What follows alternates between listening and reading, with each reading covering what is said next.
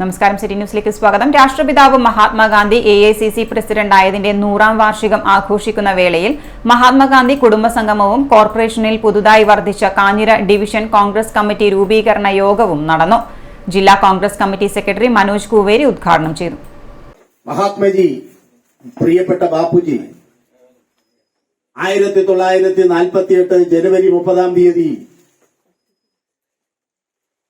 നാഥുറാം വിനായക് ഗോഡ്സെ എന്ന് പറയുന്ന വർഗീയ ഭ്രാന്തന്റെ 2 വെടിയുണ്ടകൾ തന്റെ ഇടനെഞ്ചിലേക്ക് സ്വീകരിച്ചുകൊണ്ട്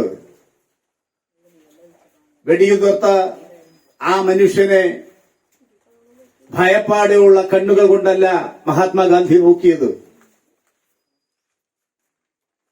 ഒരു അക്രമകാരിയുടെ നിറനോക്കിൽ നിന്ന് വെടിയുണ്ടകൾ തീർന്നു വീണപ്പോ മഹാത്മാഗാന്ധി വിനായക് ഗോഡ്സെയെ തിരിച്ച് പൃഥ്വിവാദ്യം ചെയ്തത് ഹേ റാം ഹേ റാം എന്ന വിളികളോടെ മരണത്തെ പുൽകിയ മഹാനുഭാവനാണ് നമ്മുടെ രാഷ്ട്രപിതാവ്.